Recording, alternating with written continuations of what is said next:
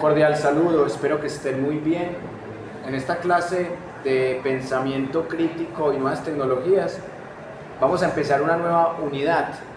En la unidad pasada estuvimos hablando de las noticias falsas y también un poco de cómo estas noticias falsas se han trabajado con la propaganda. Mencionamos un poco el tema de Goebbels, de Noam Chomsky, y hoy quiero que profundicemos otras teorías como la de Richard Dawkins, y en esa medida vamos a partir de varios presupuestos. El primero, cómo a través del discurso se puede construir una forma de verdad, una forma de noticia, un hecho social. Y hoy quiero que estudiemos un fenómeno que está de moda en las redes sociales y que también hace parte de nuestra historia: el fenómeno de los mal llamados falsos positivos o ejecuciones extrajudiciales a civiles. El viernes pasado hicimos un trabajo de campo muy interesante en la fiesta del libro y la cultura de Medellín, y allí estuvimos en 3 carpas que nos permiten entender lo que se ha hecho con estos fenómenos. Estuvimos en la carpa del Centro Nacional de Memoria Histórica, también estuvimos en la carpa de la Unidad de Búsqueda de Personas Dadas por Desaparecidas, y en la del Museo Casa de la Memoria. Y sobre todo allí, en esa carpa de la Unidad de Personas Dadas por Desaparecidas, pudimos conocer historias de víctimas y también la gran cantidad de personas que siguen sin aparecer. Y antes de entrar en análisis con la teoría de hoy, quiero dejar una reflexión basándome en lo que se conoce como el Estatuto de Roma. ¿Qué significa esto? Que es algo que va más allá del Código Penal de diferentes países, lo que llaman crímenes de lesa humanidad.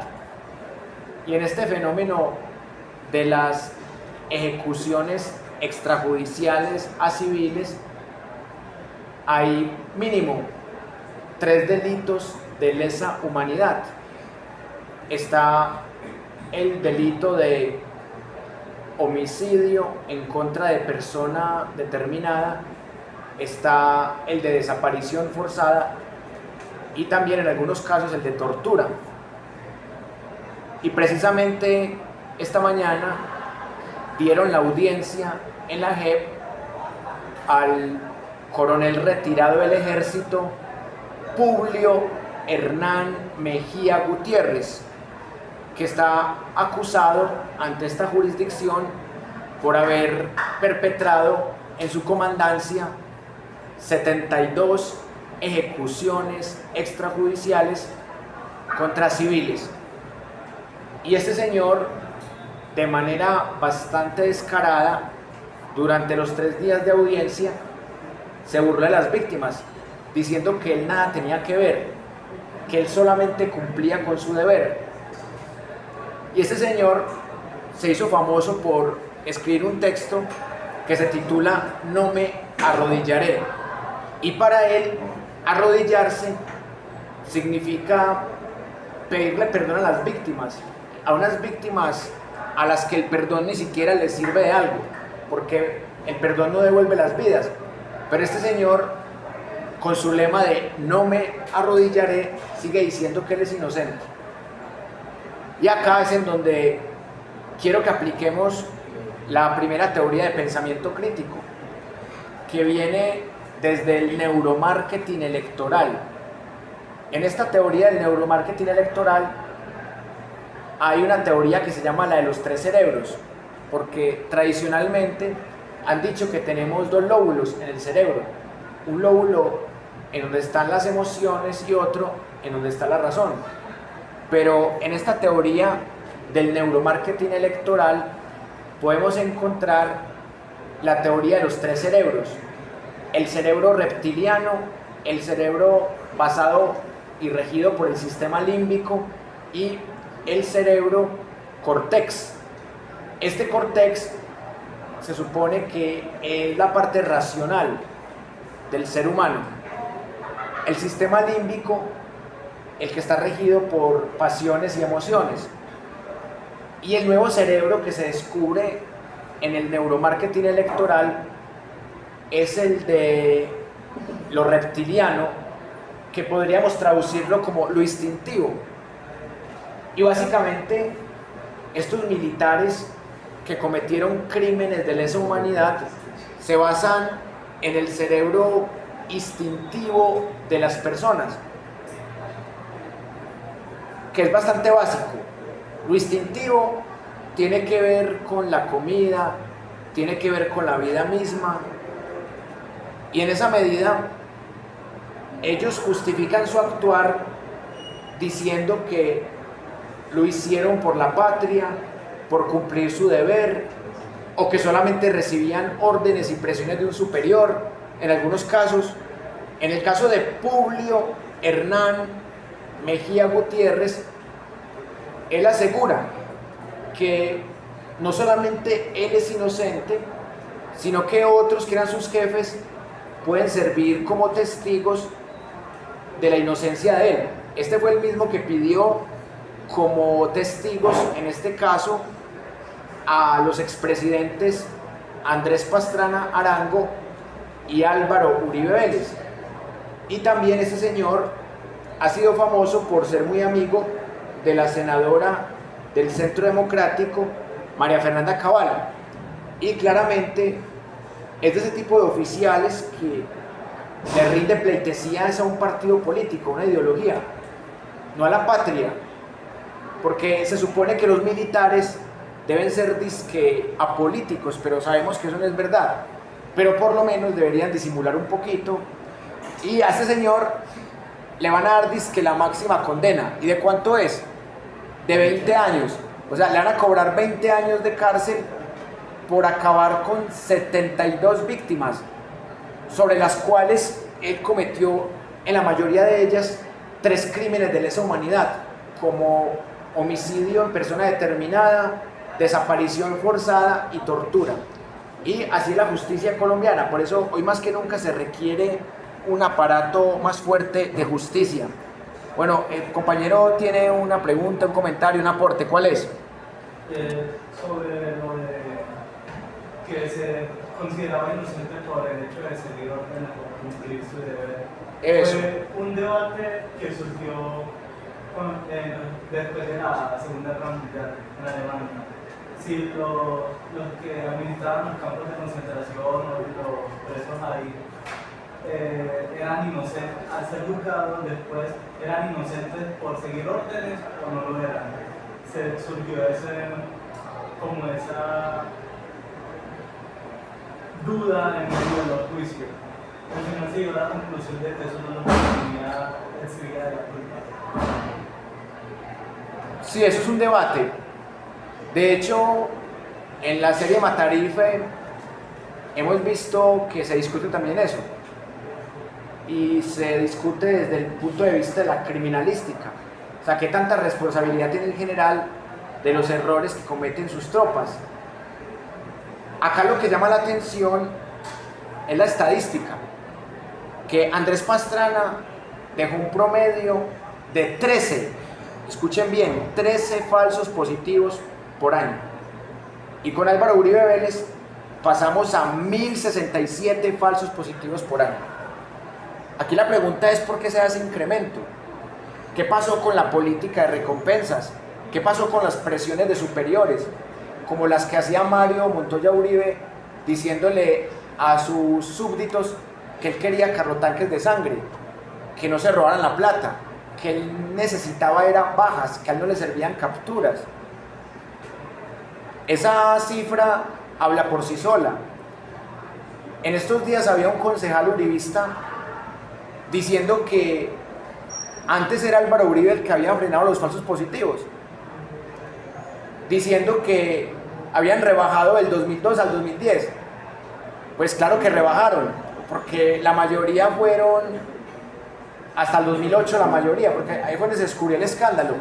Entonces el tipo sacaba pecho que porque los falsos positivos habían rebajado de 2008 a 2010. Pues obvio que rebajaron, porque el escándalo fue muy grande, pero rebajaron en el mismo gobierno que habían aumentado en 2002. Entonces la estadística se puede manipular para hacer ver el victimario como el salvador. Ahora resulta que hay que agradecerle a Uribe, que porque Pastrana los dejó en 13 por año, él los subió a 1067, y que porque él los volvió a bajar a 13 otra vez. Entonces, hay que agradecerle a Uribe, según lo que decía ese concejal hace poco.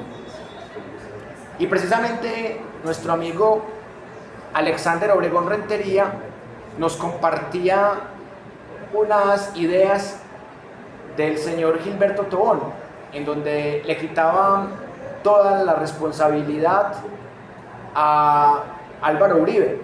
La tiene ahí. Ahorita la ponemos. Bueno. Eso se encuentra fácil en internet. ¿Qué dice Alexander al respecto? Para que te interpele. No, tranquilo, hágalo. Lo que llama poderosamente la atención es como un tipo de esos como el señor Gilberto Tobón, que ha estado politiqueando, verle gracias a que el tipo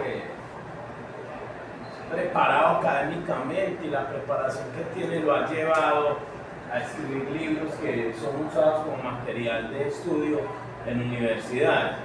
Yo no explico qué tipo de cretino es este profesor ya jubilado que sale a defender algo tan evidente. Eso es una ofensa flagrante, descarada y abominable para las víctimas. Como hay que Álvaro Uribe, con esa gracia que va diciendo él, que Álvaro Uribe no tiene que ver nada con los falsos positivos. Bueno, que ahorita lo proyectara, que fueron esos militares y los policías hambrientos de salir a las calles, de salir al monte, de salir al campo a crear esas cifras sangrientas. Y aquí hay una cantidad no solo de personas de la academia, sino periodistas, súbditos de este señor, lacayos, que defienden algo que es imposible de controvertir.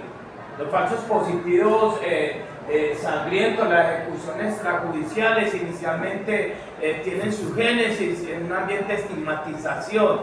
Primero se le entregan unos cimientos a un falso positivo policial judicial, y ya después de esto viene el falso positivo sangriento, la ejecución extrajudicial, y no quieren reconocer. Es que aquí es necesario, es vital de que se dé una reforma a la justicia, y que Álvaro Uribe Vélez y todas las personas que fueron jefes de Estado en ese momento con Pastrana se presenten allá y que den a conocer su verdad. Verdi, gracias para que las víctimas puedan descansar, para que las víctimas se sientan en cierta medida pues, reconocidas como tal, porque usted andar en esa incertidumbre, quién fue el que me mató a mi familiar, quién me lo desapareció, quién lo dio por desaparecido, quién lo torturó.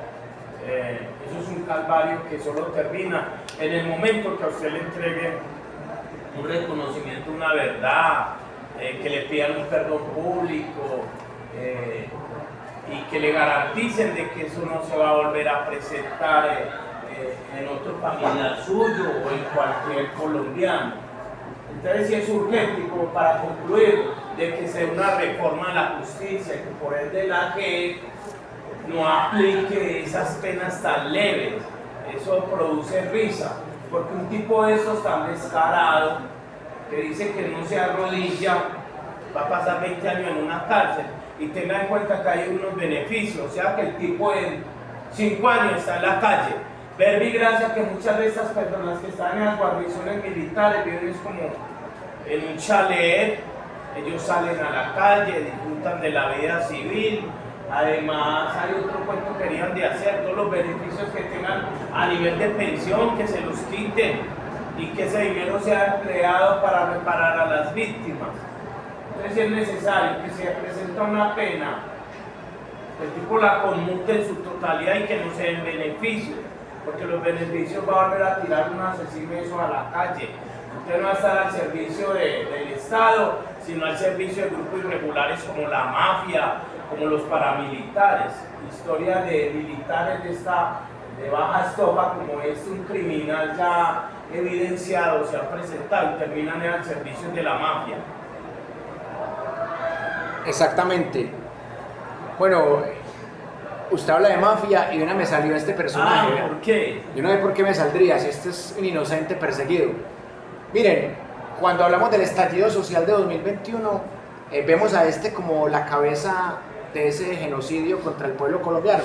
Pero se nos olvida que este señor no es nadie. O sea, que este señor fue montado con los votos de este señor. Que este señor fue el que le sugirió los ministros, el que mandó a Zapatero a masacrar a las juventudes que protestaban legítimamente en el estallido social de 2021.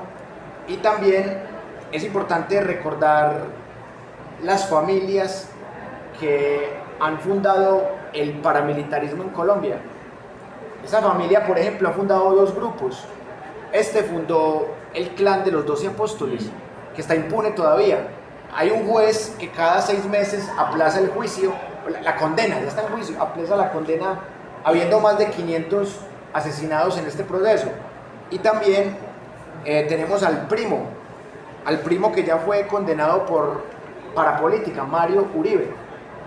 Entonces, esta familia que funciona como la de Al Capone, como la mafia siciliana, ha dejado el peor genocidio en la historia de Colombia. Pero ¿qué dice la prensa Mossad? Que son familias perseguidas, que trajeron a Salvatore Mancuso para que les persiguiera. Tenemos unos medios que satanizan la protesta social y que sale María Fernanda Cabal a decir que ella no va a permitir que le den impunidad a los vándalos, cuando la mayoría de capturados en el estallido social de 2021 son falsos positivos policiales judiciales, que de milagro no fueron falsos positivos sangrientos. Y ese señor, que fue ministro de Defensa del número 82, se gana un premio Nobel de Paz, una cosa muy loca, como mostrando que en estos pueblos no hay memoria histórica. Otro ministro que se compartieron, este ministro que fue famoso por paraísos fiscales, por estafar 117 municipios con bonos de agua, ministros que fueron beneficiarios de agroingreso robo seguro, y también este tipo de personajes que murieron en extrañas circunstancias, otros que están condenados por delitos como las chuzadas del DAS, otras que no están condenadas a pesar de que robaron más de 70.000 millones de pesos, que era un destino, que era un rubro para la tecnología de la niñez. Campesinas estrato 1, 2 y 3 que fueron beneficiarias de agroingreso robo seguro, con Andrés Felipe Arias. Otra señora que... Valeria Domínguez. Otra señora que llegó a ser prófuga de la justicia, teniendo la complicidad del gobierno del momento. Entonces aquí estamos viendo que eso es un cartel. Eso es un cartel de sobornadores de testigos. A Gis Medina le metieron 33 años de prisión por cohecho. Esos son los sobornadores, que también fueron condenados. Pero el jefe de los sobornadores está libre. Y al militar, al coronel retirado, Publio Hernán Mejía, le dieron apenas, o le van a dar apenas 20 años de cárcel por 72 falsos positivos. Mientras que a Gis Medina por cohecho, 32 años. O sea, esas son cosas que uno no entiende de la justicia. Por ejemplo, ¿en qué cabeza cabe que este señor es estrato 1 y que es un campesino que necesita ser beneficiario por agroingreso robo seguro? Exactamente. O sea, ¿en qué cabeza cabe que estos delincuentes necesitaban un subsidio del Estado? Y eso que aparentemente a ellos no les gustan los subsidios del Estado. Eso es para los castrochavistas, para los mamertos.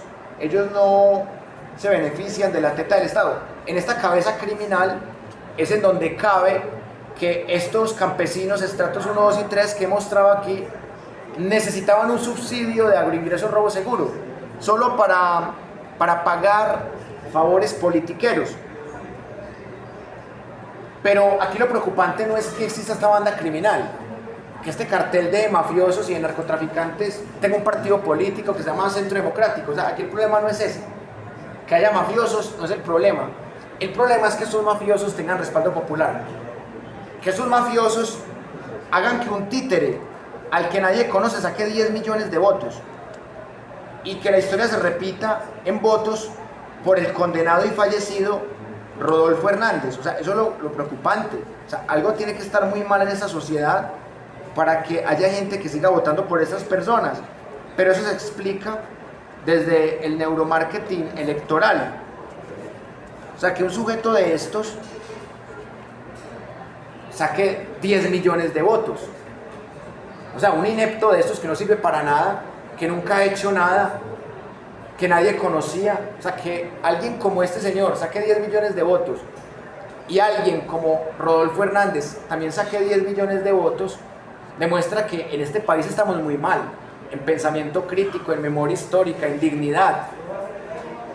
Estamos mal porque es que estos delincuentes han cometido cientos de delitos y la mayoría están impunes.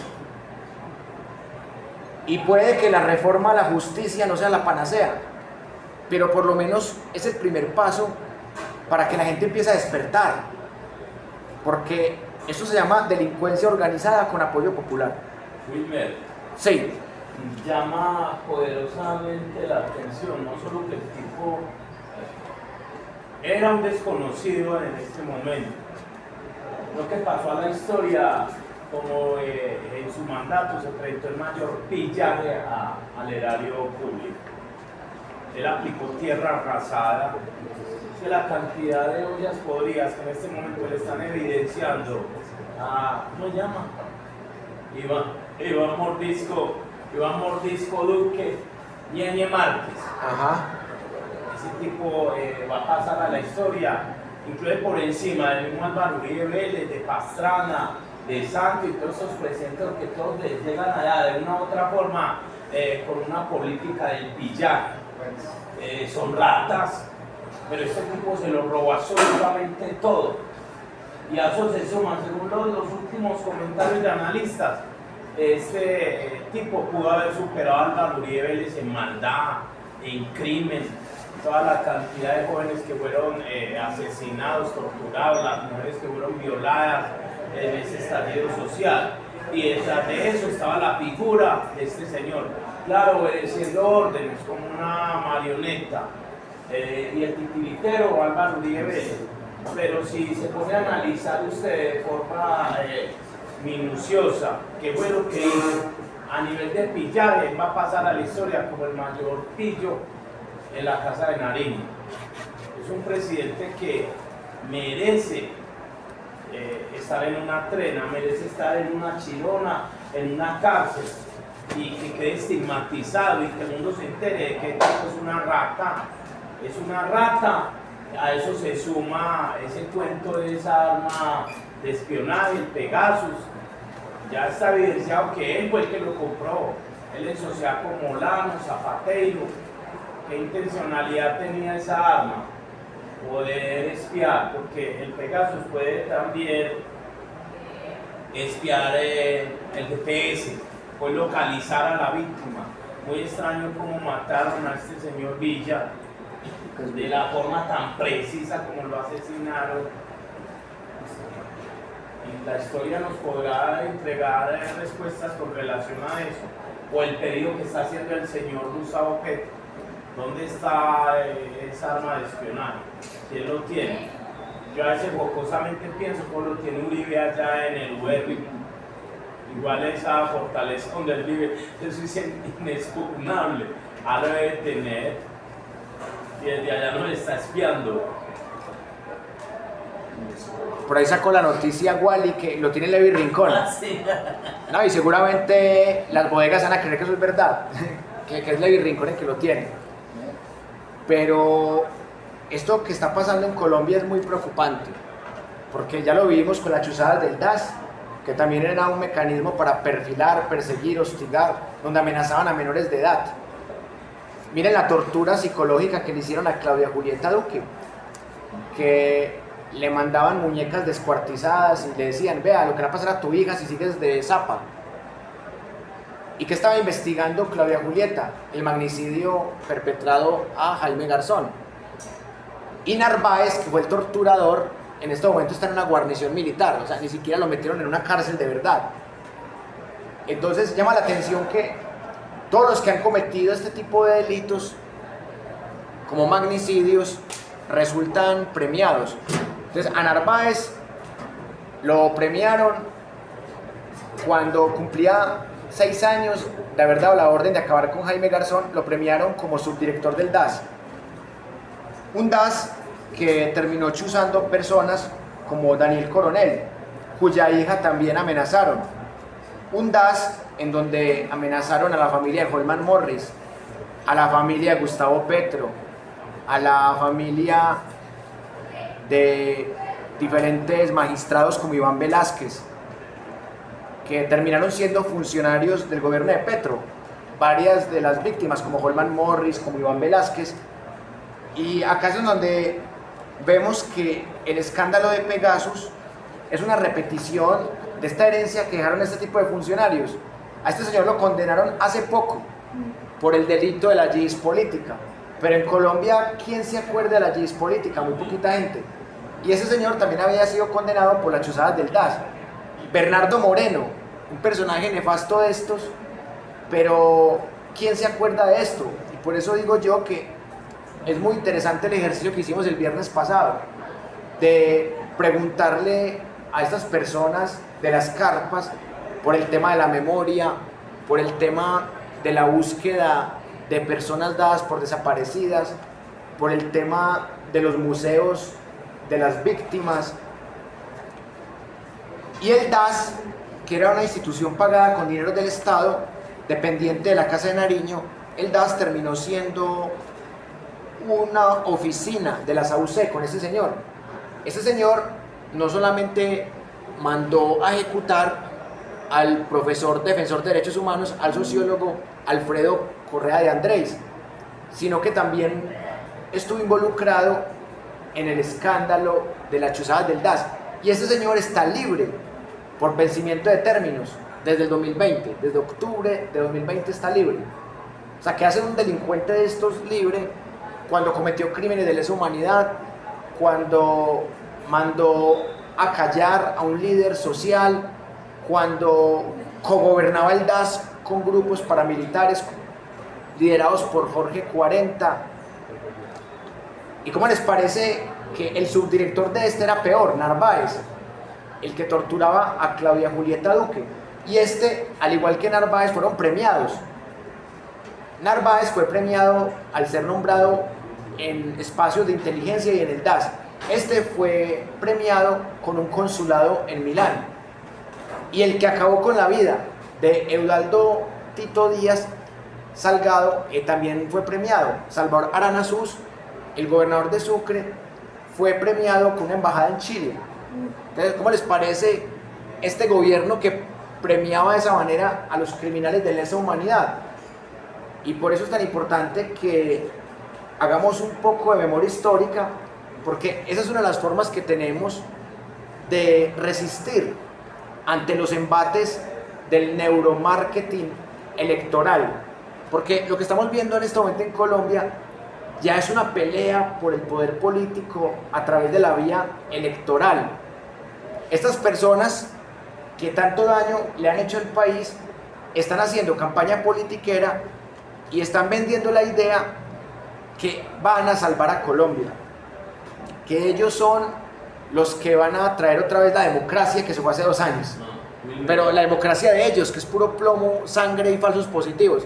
Alexander. Mira, sí. A propósito del crimen de lesa humanidad, el magnicidio del ex alcalde del Roble en Sucre, él es la que contó la verdad, y en esa verdad señala como el determinador, el que le dio la orden a Álvaro Uribe Vélez.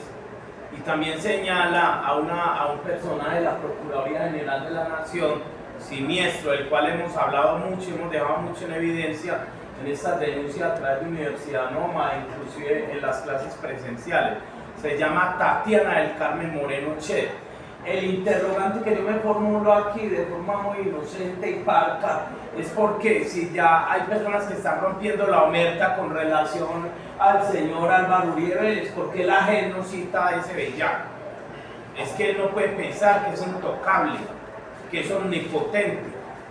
De ahí, repito, urge una reforma a la justicia. No, señor, si hay tanta gente que lo está señalando a usted y está manifestando que usted fue el que dio la orden, a ver, aclaremos qué es lo que está pasando. Entonces, empiezan a entregarse respuestas. Ellos, ¿por qué atacan tanto a la JEP? Porque saben que la JEP tiene la llave que va a abrir la puerta de esa cantidad de crímenes de lesa humanidad que han cometido. Tatiana del Carmen Moreno Che está directamente involucrada en el magnicidio de Eudaldo Tito León Díaz Salgado. Ella era la procuradora, pero a ella quien le dio la orden de inhabilitar al alcalde. Entonces, después de que lo inhabilitaron, le quitaron la guardia pretoriana, lo secuestran, lo torturan y lo asesinan. Se transforma entonces esto en un crimen de lesa humanidad.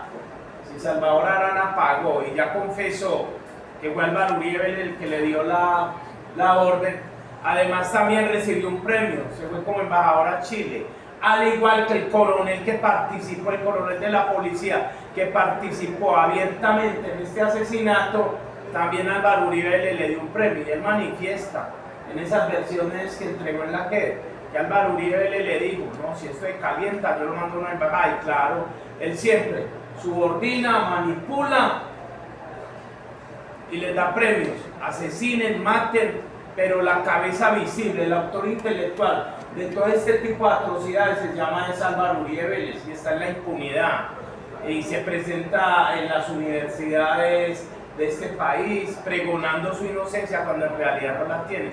Verle gracias que las generaciones están despertando y lo abuchean en esas universidades, pero sigue haciendo política de la inocencia, de supuestamente demostrar con elementos de prueba una inocencia que no existe. Yo lo recuerdo en el corregimiento de San Antonio de Prado cuando unos jóvenes de forma muy astuta lo sacaron de casilla, de tipo un energúmeno, y se salió del cordón de seguridad que le entregaba esa guardia pretoriana y les confesó que sí, él era el que había dado la orden con relación a esas masacres que se presentaron en la Operación Orión en la Comuna 13. Entonces, este tipo de cosas no le sirven a la JEP o a la justicia internacional. Verle gracias pues que en Argentina ya están haciendo algo, pero aquí, es aquí donde él cometió todos esos crímenes y aquí es donde debe pagar. Yo soñaba que se presente un indictment y que de los Estados Unidos, así como pidieron a Genaro García Luna y pidieron al presidente de Honduras, José Orlando Hernández, y está ya cantando hasta la marsellesa en mandarín, que señor algún día se presente un indictment, o el que está de turno. Yo no me explico, Petro, porque él no ha hecho hasta lo imposible. Bueno, necesito que destapen esos archivos. Él tiene afinidad en este momento con Biden. Creo que eso se va a presentar donde Kamala Harris y el vicepresidente que tiene a futuro lleguen a la Casa Blanca, para que lo llevaran, que terminara sus últimos días allá con sus carnitas y sus huesitos allá, y que se acabe el horror, porque es que llevamos mucho tiempo, es demasiado el tiempo que Antioquia, Medellín, Colombia lleva en un infierno, y que el Samael tiene nombre propio y es Álvaro Uribe Vélez. Así muchas personas lo vean como un santo.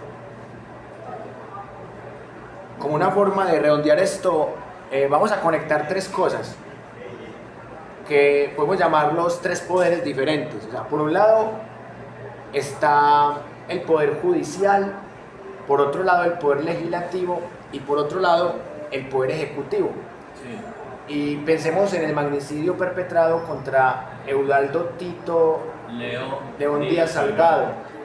O sea, ¿qué podemos decir del magnicidio?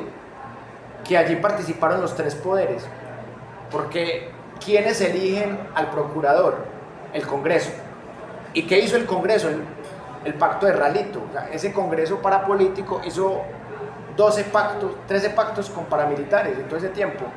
Entre el gobierno de Pastrana y el de Uribe hubo 13 pactos, y esos 13 pactos se llamó la parapolítica. Entonces, el Congreso, que es parapolítico, elige una procuraduría, en donde hay personajes como Ordóñez y como Tatiana del Carmen Moreno Chet. Esta procuraduría fue elegida por parapolíticos.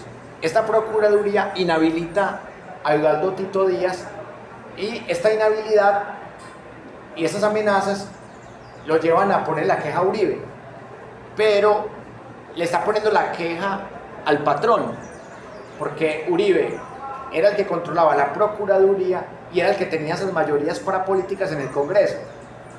Entonces ahí se junta también la complicidad con la fiscalía de Luis Camilo Sorizaza, otra fiscalía que también era parapolítica.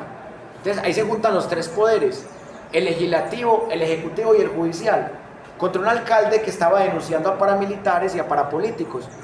¿Y qué dijo Salvatore Mancuso ante la Jurisdicción Especial para la Paz GEP el año pasado, en mayo? Dijo, Uribe le quitó la seguridad y nosotros lo matamos. ¿Y por qué Uribe le quitó la seguridad? Cuando él antes fue donde Uribe a pedirle seguridad. Porque Uribe quería que sus parapolíticos, sus paramilitares, lo silenciaran y su procuraduría lo inhabilitara. Y Alexander, han matado 21 testigos para tapar el magnicidio contra Eudaldo Díaz. 21, es decir, uno por año, porque eso pasó hace 21 años. Matan un testigo por año. El último que mataron fue el Chino Anaya, allá en Barranquilla, que era dizque el guardaespaldas de alias El Gato, el hijo de alias La Gata. Alias La Gata, patrocinadora de Uribe en el 2002, y a la que Uribe hizo decretos para favorecer la mafia de las apuestas. Y la prensa Mossad, de manera bastante mitómana, dicen que iban a matar a alias El Gato. O sea, ese cuentico solamente se lo cree la gente ignorante o la gente fanática. O sea, ¿cómo van a llegar 20 tipos armados hasta los dientes, dizque a matar a alias El Gato, y alias El Gato sale ileso? Y solo matan a su guardaespaldas, que era el Chino Anaya, el único testigo vivo que quedaba del magnicidio contra Eudaldo Díaz, contra quien se cometieron también 3 crímenes de lesa humanidad, porque ahí lo secuestraron. Entonces hubo secuestro, desaparición forzada, tortura y homicidio en persona determinada, o sea, 4. O sea, ahí se cometieron 4 crímenes de lesa humanidad, porque secuestro, desaparición forzada, tortura y homicidio en persona determinada. O sea, con Eudaldo Díaz cometieron 4 crímenes de lesa humanidad, por la forma como se dio todo y porque ante la televisión pública el tipo dijo, me van a matar, presidente Uribe, me van a matar, pero le dijo al que no era. Antes Uribe le quitó la seguridad, la poquita seguridad que tenía antes se la quitó. ¿Cuándo va a responder Uribe por ese magnicidio? Y si Salvador Aranazús es el único culpable y ya fue condenado, porque han tenido que matar 21 testigos, siendo el último testigo el Chino Anaya en Barranquilla. Aquí nos ha gobernado una mafia peor que la siciliana, pero no nos hemos dado cuenta. Hay 10 millones de personas que no se han dado cuenta que nos ha gobernado una mafia peor que la siciliana. Peor. Porque acá estamos hablando de un cartel de ejecuciones extrajudiciales, de desplazamiento forzado, de desapariciones forzadas, de torturas, de alianzas con narcotraficantes y con paramilitares, de convertir a las fuerzas militares del país en las más asesinas de Latinoamérica. O sea, no solamente las más asesinas de la historia de Colombia, son las más asesinas de Latinoamérica y una de las más asesinas del mundo. Si no fuera por esas dictaduras que hay en el Oriente, serían la peor dictadura del mundo, porque en esas dictaduras también hay demasiadas ejecuciones extrajudiciales. O por la dictadura que hay en este momento, que está acabando con el pueblo palestino. Y por eso quiero rematar esta parte diciendo que cuando se juntan estos poderes para un mismo fin, constituyen una mafia muy peligrosa, una mafia que ni siquiera la Corte Penal Internacional frena. ¿Hace cuánto que se denunció esto a la Corte Penal Internacional? Nada han hecho. ¿Cómo es posible que los estén investigando por delitos menores, como soborno en actuación penal y fraude procesal, cuando deberían estarlos investigando por crímenes de lesa humanidad? ¿Cómo es posible que sean pedidos como testigos cuando están juzgando a un súbdito en crímenes de lesa humanidad? O sea, los citan solamente como testigos, claro, pero eso no es culpa de la JEP. ¿Por qué la JEP no puede juzgar a expresidentes? Si un expresidente va a la JEP, iría solo en calidad de testigo, compareciente testigo, no compareciente acusado. Y la JEP pues tiene esas limitaciones, pero la JEP sí puede compulsar copias y mandar esto para Argentina, porque si lo manda para la fiscalía no pasa nada, porque es que la fiscalía también tiene muchas manzanas podridas. La fiscalía también es cómplice de esta misma mafia. La fiscalía está llena de funcionarios que cuando hacen bien su trabajo los matan o los cambian. Le quitaron el caso Angélica Monsalve con los Ríos Velilla, que porque había enemistad, conocida enemistad.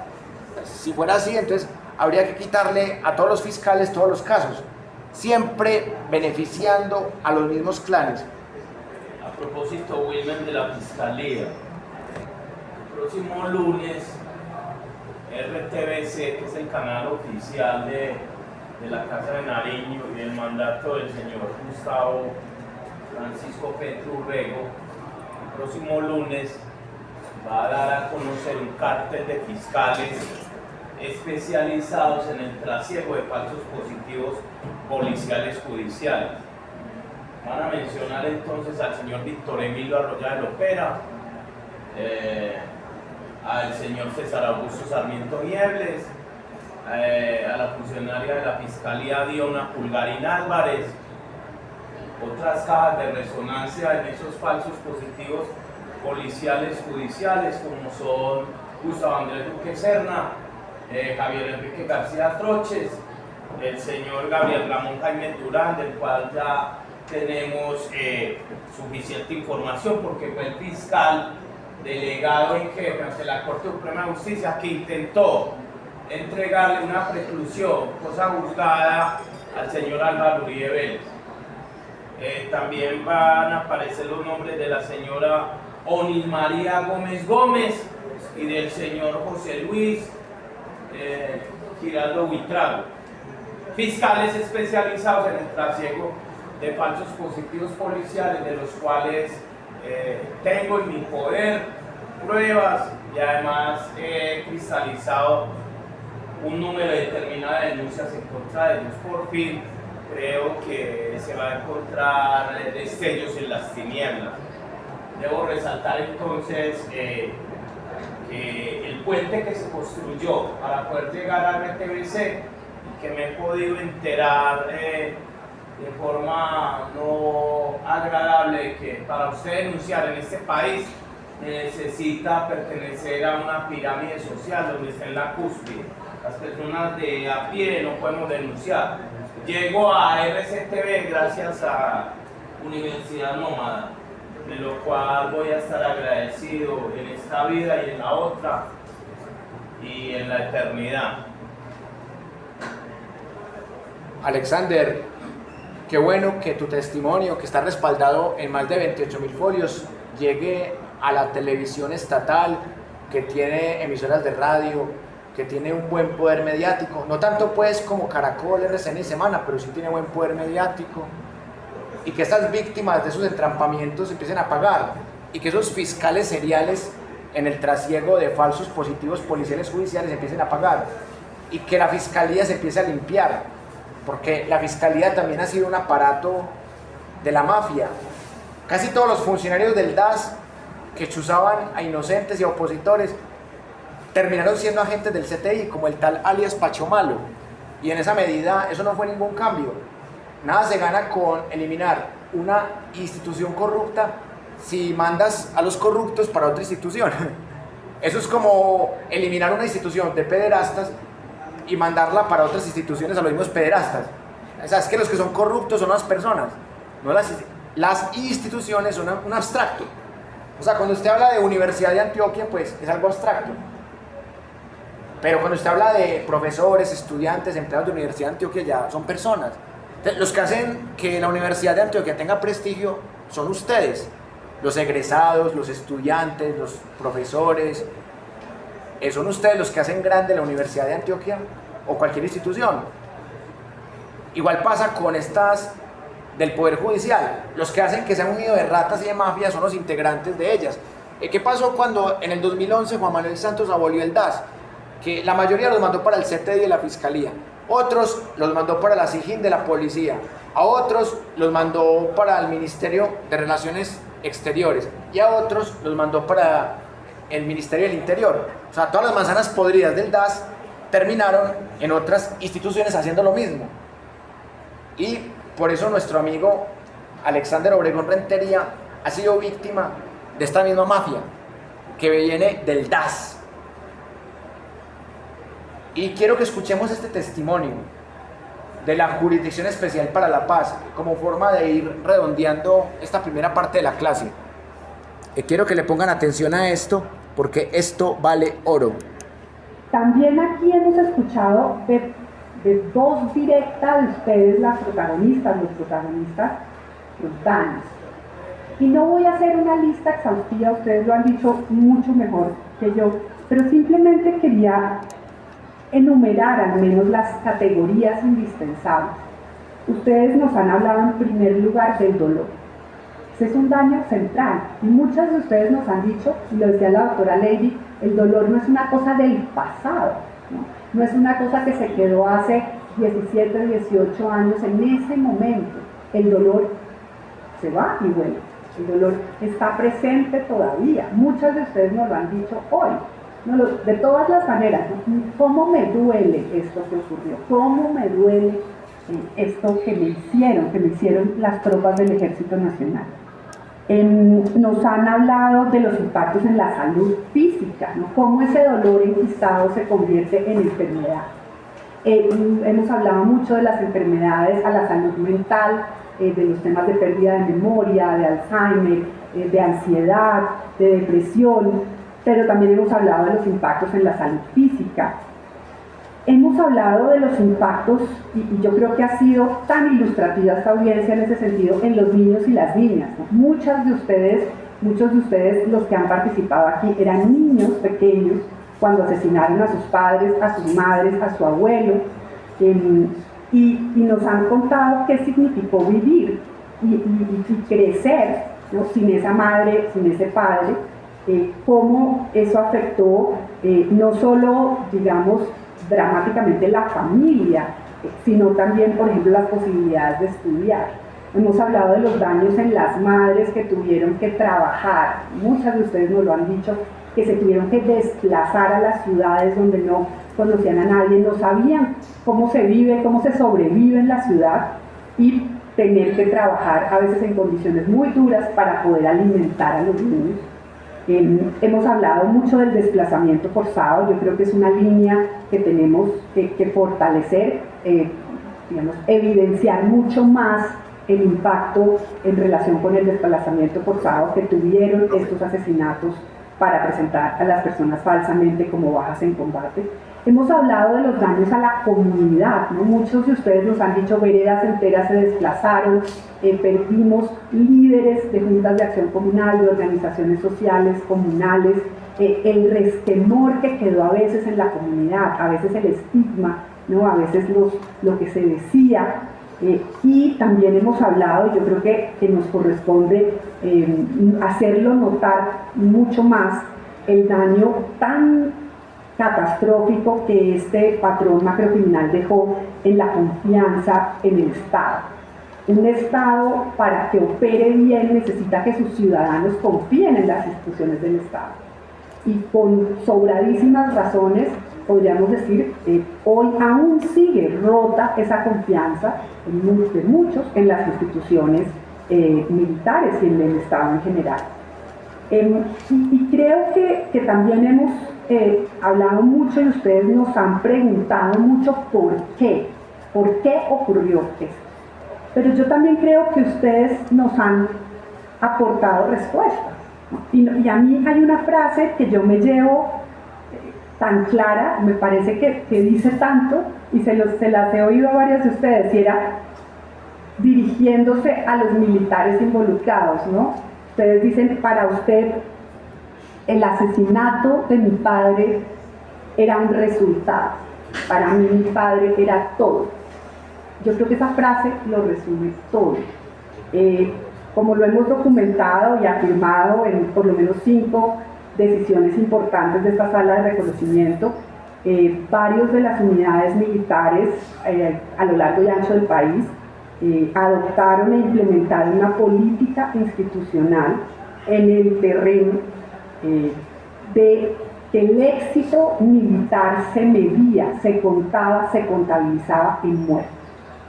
Eso es lo que se llama en algunos digamos, textos y documentos históricos el conteo de cuerpos. El conteo de cuerpos. El éxito militar se mide en cuerpos. Y por eso ustedes dicen, para ese militar, mi padre, mi esposo, mi compañero, mi hijo, era un cuerpo que se contaba y se engrosaba criminalmente esas estadísticas, ¿no? Ustedes han dicho, también es muy cierto, se engordaban los números, ¿no? Pero resulta que esos números engordados en realidad constituían asesinatos y desapariciones forzadas. Ustedes lo han dicho de todas las maneras y qué hermoso que queda en este regalo. La única arma que tenía mi compañero, mi padre, mi hijo, era una azadón, una pala, una peinilla, como se le dice al machete en algunos territorios, ¿no? Alguna de ustedes nos ha dicho, pero tenía un destornillador para arreglar un radio. Y en el caso de doña Carlota decía, yo me aseguré que mi nieto no llevara nada y yo misma lo revisé y él no tenía nada. Ahí escuchábamos a la magistrada de la Jurisdicción Especial para la Paz, Catalina Díaz Gómez, y ella dice 3 cosas muy interesantes ahí en esas conclusiones. La primera, el dolor, que ha habido una diferencia entre dolor y sufrimiento, porque el dolor se asocia más con elementos físicos, pero en el caso de estas familias es una mezcla de dolor y de sufrimiento, porque no solamente perdieron a sus seres queridos hace 18, 20, 22 años, sino que se quedaron sin una persona que les daba amor, también sin personas que ayudaban al sustento del hogar. Entonces, el daño de esto no es solamente 6.402. O sea, el daño de esto es a más de 20.000 personas. Porque en promedio, las familias en Colombia son de 4 personas. Perfectamente, si partimos de la cifra, que ya dicen que es de 10.000, pero si partimos de la cifra básica de 2021, que es 6.402, y usted multiplica eso por 4, o así sea por 3, da muchísimo. O sea, esta gente dañó más de 20.000 hogares. Y en esa medida, esta gente no llega a la JEP con ánimo revanchista, pero sí quieren sanar. Y es difícil sanar, no imposible, pero ¿qué pensarán estas personas al ver a sus verdugos libres? A ver sargentos, coroneles, generales, ministros de defensa, ministras de defensa, vicepresidentes y presidentes impunes. Y en esa medida yo valoro mucho lo que se logró en el acuerdo de paz en La Habana entre Santos y las FARC para efectos de 3 instituciones que se crearon a partir de esos acuerdos. Una de ellas ustedes la conocieron el viernes pasado, en la carpa que estuvimos de la unidad de búsqueda de personas dadas por desaparecidas. Esa fue una de las 3. La otra, la Comisión de Esclarecimiento de la Verdad. Y la otra, la Jurisdicción Especial para la Paz. Pero de esas 3, la única que hace parte del Poder Judicial es esta. Las otras tienen un poder extrajudicial, pero aún así aportan a la verdad. Y por eso esa reflexión psicológica por el dolor me parece muy interesante. Pero también quiero rescatar otra idea de la magistrada Catalina Díaz Gómez, que tiene que ver con la política o la politiquería del conteo de cuerpos.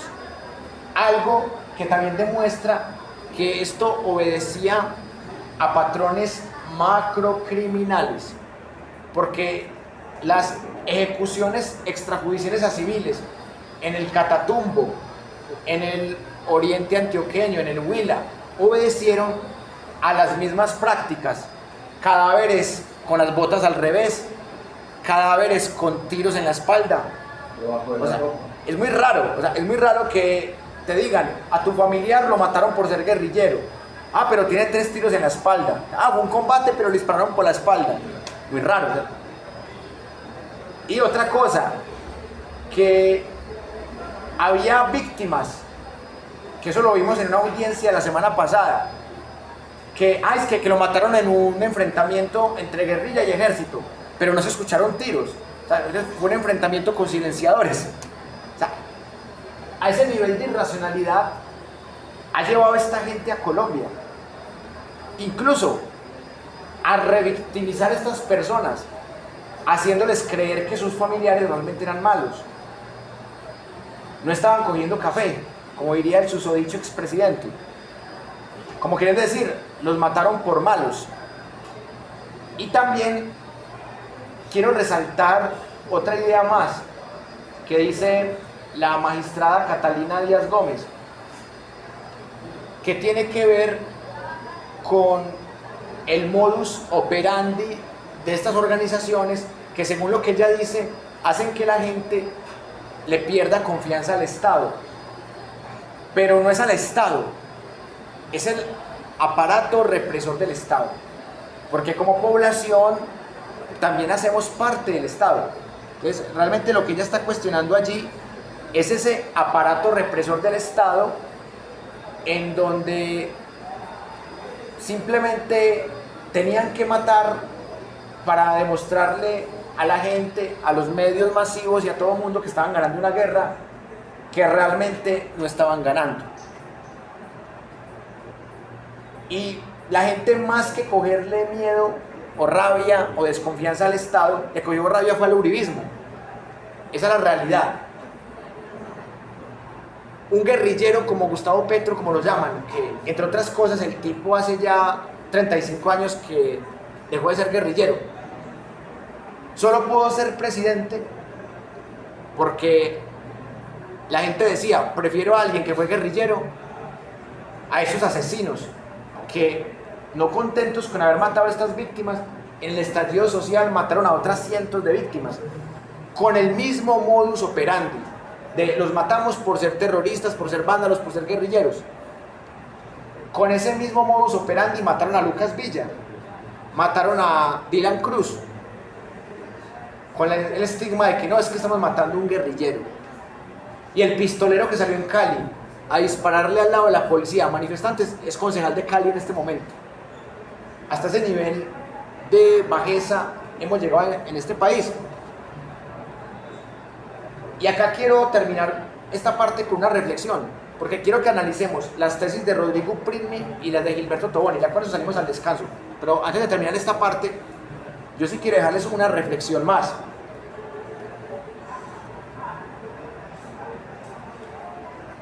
La gente se pregunta, ¿cómo hizo Petro para ser presidente?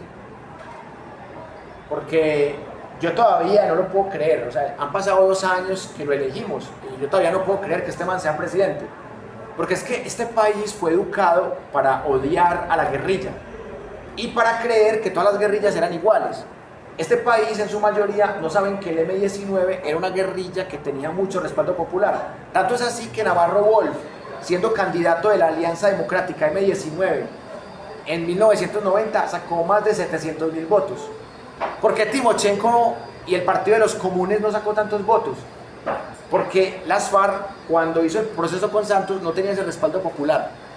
Claramente, el M-19 tenía muchos enemigos, pero el M-19 también tenía pueblo, así como en este momento lo tiene el uribismo, y como en su momento los hermanos Castaño y las Convivir tuvieron pueblo. O sea, uno no puede negar que mucha gente en Antioquia y en diferentes lugares de Colombia apoyaba abiertamente el proyecto paramilitar. En los barrios, ¿qué decían? Después de la Operación Orión, es que los que mandan son los paracos. Pero los paracos son justos, los paracos son buenos, los paracos dirimen todos los conflictos entre vecinos. O sea, los paracos tuvieron pueblo. Por eso el fenómeno de la parapolítica fue tan exitoso. Por eso Salvatore Mancuso Gómez, uno de los paramilitares más sangrientos de la historia de Colombia, fue aplaudido en el Congreso. Así como Navarro Wolf también fue muy bien votado, porque tenían pueblo. Pero hay una característica que la gente del común no sabe, que entre los paracos son diferentes, que entre los guerrilleros son diferentes. Hay guerrilleros que se especializan en cometer crímenes de lesa humanidad, como la mayoría de las FARC. Las FARC es una guerrilla que era muy sangrienta, y la disidencia que queda sigue siendo muy sangrienta, porque son más narcotraficantes que guerrilleros. Esa es la realidad. O sea, las FARC perdió pueblo. ¿Por qué perdió pueblo? Por sus crímenes de lesa humanidad, las minas quiebrapatas, los secuestros, violaciones a mujeres. Las FARC fue una guerrilla totalmente desacreditada. Y así como Petro ganó gracias a estos sanguinarios, Uribe también ganó gracias a los sanguinarios de las FARC. ¿Por qué? Por el miedo. ¿Y dónde está el miedo? En la parte más instintiva de nuestro cerebro, que se llama el cerebro reptiliano, en el neuromarketing electoral. Uribe Vélez parecía que un alternativo, imagínense, en el 2002, un tipo que venía del cartel de Medellín, que venía de fundar y de patrocinar grupos paramilitares, era visto que como independiente y alternativo. La gente no sabía quién era Álvaro Uribe. Por eso, en el libro que prácticamente Joseph Contreras le roba a Fernando Garavito, que Fernando Garavito lo escribió en un 80% y Joseph Contreras le robó las regalías, en ese libro El Señor de las Sombras, la gente descubrió cosas que no sabían de Uribe, y ese libro fue mandado a quemar. Ese libro no se conseguía físico entre 2002 y 2010. ¿Por qué? Porque fue mandado a quemar. Y apenas Uribe dejó la presidencia en 2010, de inmediato ese libro se empezó a vender físico, así fuera pirateado. Y ahí se demuestra las grandes capacidades que tiene el poder hegemónico. Quiero que comparemos dos posiciones, la de Gilberto Tobón y la de otro gran especialista, el constitucionalista Rodrigo Upridny, porque hay un debate muy interesante sobre este tema, de quién dio la orden. Y acá viene, vamos a escuchar primero la de Gilberto Tobón, que a partir de acá les voy a explicar yo cómo tuvo que ver aquí la politiquería y los efectos del despecho electoral, que yo lo llamaría el despecho burocrático, porque realmente el tipo estaba esperando que Petro le diera un puesto, un ministerio quizás, una embajada, y Petro no le dio nada. Entonces, como Petro no le dio nada, empezó a atacar a Petro y a defender a Uribe. Miren, escuchemos esto, pongámosle toda la atención a esto. Vamos a ponerle toda la atención, porque aquí el señor Gilberto Tobón le quita toda responsabilidad a Álvaro Uribe por las más de 6.402 ejecuciones extrajudiciales a civiles. Me parece que Uribe cometió errores. ¿Me va a decir por qué? Porque la gerencia de él es una gerencia menuda. ¿Del menudo?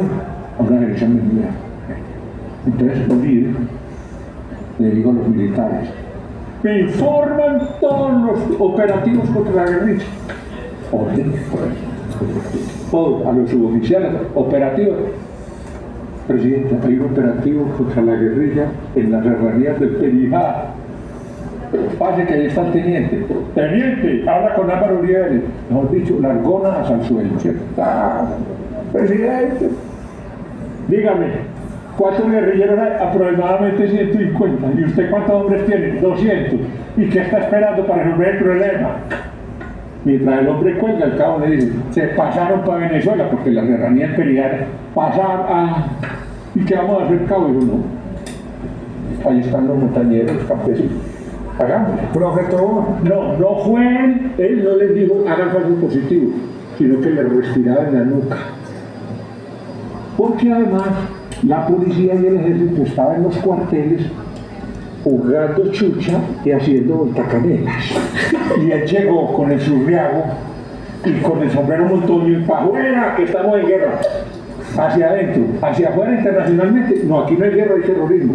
Y los sacó, los puso a trabajar. Bueno, entonces él, oiga lo que voy a decir, que no importa lo que digan allí, él no ordenó los falsos positivos. Fueron los militares, que son educados para matar gente, los que en su afán de hay que hacer algo, se pusieron a hacer eso, se pusieron a hacer eso. Uribe no hizo eso, yo lo defiendo desde aquí, así me caigan encima rayo y centello, pero su gerencia en menudeo facilitó eso. Bueno, esa es la primera interpretación. Gilberto Tobón Sanín. Empecemos por algo. ¿Él cómo hace para saber qué decían los militares? O sea, el tipo está especulando, porque él no hacía parte ni del Ministerio de Defensa, ni del Ministerio del Interior, nada. Él es un opinador como cualquiera de nosotros, pero él dice que los militares estaban jugando mamacita o chucha o yo no sé, y que Uribe llegó con el surriaguito y les dijo resultados. Y entonces como los guerrilleros escaparon para Venezuela, entonces que los militares, al ver que le estaban pidiendo resultados, cogieron al primero que se encontraron, le dispararon por la espalda, le pusieron la bota al revés y listo, y que Uribe no tuvo la culpa. Es una visión bastante minimalista, porque eso no explica la estadística aterradora de la que hablábamos ahora. O sea, cómo Andrés Pastrana dejó un promedio de 13 falsos positivos al año, y este tipo los aumenta a 1067 al año. Simplemente que porque los soldados se sintieron muy presionados, pero no por culpa de él, sino porque ellos mismos se autopresionaron y dijeron, vamos a matar al primero que nos encontremos y decimos que fue un guerrillero caído en combate. Y también tenemos el testimonio del piloto, Jorge Mauricio Herrera Bernal, que nos dice que los falsos positivos fueron planeados con el Clan del Golfo y con alias Otoniel, y obviamente con el Clan Cifuentes Villa. Es decir, que Álvaro Uribe Vélez, el Clan Cifuentes Villa, le dieron órdenes a alias Otoniel, y que alias Otoniel fue el que los cometió y se los entregó al ejército para que el ejército se sacaran el champú, la foto. Eso fue lo que dijo el piloto. ¿Cuál es la diferencia entre este señor y el piloto? Que el piloto transportaba narcotraficantes, como Guillo Ángel, como Francisco Cifuentes Villa, como Álvaro Uribe. O sea, él los transportaba a ellos y él escuchaba. Este tipo, nada, un opinador. Entonces, ahí es donde está la manipulación mediática. O sea, que los falsos positivos fueron cometidos adrede. O sea, ni siquiera fue como lo vende la JEP, que no, que fueron unos patrones macrocriminales, sí, pero hubo algo totalmente intencional y que por el derecho para reducir la pobreza, porque una de las formas de reducir la pobreza es matando pobres. Si usted mata a 6.402 pobres, pues va a reducir altamente la pobreza, porque van a haber 6.402 pobres menos. Eso fue una política de exterminio. Bueno, yo les quiero compartir el testimonio de Rodrigo Prismi, pero quiero terminar también con el del piloto. Hágale, pregunte o comente. El detalle del politólogo. Hágale. Yo ahora lo veo como posiata. Eso. Ese señor trae cuenta un ejemplo, entonces se Sí. va por allá a la frontera, la serranía del Pericán. Sí. Y allá justifica supuestamente lo del Subiago, que los militares y los policías estaban jugando chucha o no sé qué, o estaban cogidos del palo entre ellos, no sé. Pero entonces los falsos positivos sangrientos, las ejecuciones extrajudiciales que enfrentaron aquí al interior del país, entonces ¿cómo él puede justificar eso? Como un posiaca, y se va por allá y ese juego de palabras, ¿no? Entonces saltaron a la frontera con Venezuela y ya no puede incursionar el ejército colombiano. No, este señor Es un cociato. ¿Quién sabe cuánto dinero recibió para poder entregar esa versión? Bueno, recuerden ustedes que al poco tiempo de entregar esa versión, él resultó sentado en una reunión con Uribe. Y fue justo cuando Petro no le quiso dar ni mierda. O sea, es que como él hacía parte de Fuerza Ciudadana, él creía que cuando Petro llegara a la presidencia le iba a dar algo. El Ministerio de Educación o el Ministerio del Interior. O que de pronto él lo iba a poner quién sabe en qué cargo, en qué embajada. Bueno, yo voy a buscar aquí, es un video que dura como 3 horas, pero voy a poner la parte donde el piloto habla de los falsos positivos. Creo que es aquí, donde el piloto habla de los falsos positivos, para que ustedes escuchen esta versión, que es muy diferente a la de Gilberto Tobón. La diferencia es que este sí estuvo con los delincuentes, el otro estaba, ¿cómo se llama ese pasquín? Cosmovisión. Eso, ese estaba hablando con el pasquín de Cosmovisión, en el programa Nos Cogió la Noche, y este piloto estaba realmente con ellos. Y acá es la parte que les quiero compartir como forma de ir, y ahorita ponemos lo de Upridmi.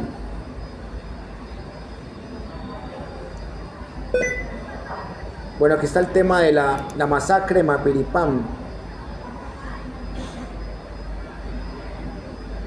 El narcoestado, la carta a la fiscalía, la reunión con el ministro.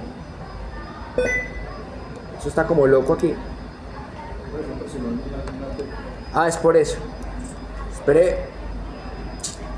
Ah, pero voy a mirar si acá sí lo tengo, porque es que yo le he hecho muchas entrevistas a él, ¿no? Ah, aquí no me está dejando ver. Ah, no, sí, acá me lo está dejando ver.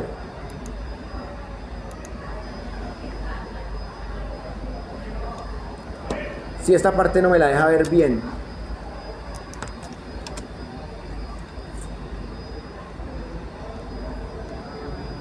Ya hemos visto varios de estos videos.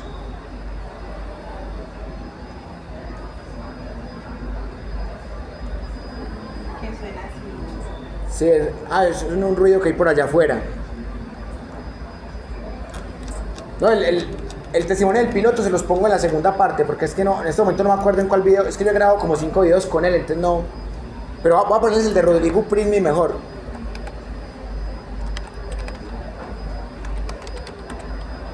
Falsos positivos, Rodrigo Upridmi.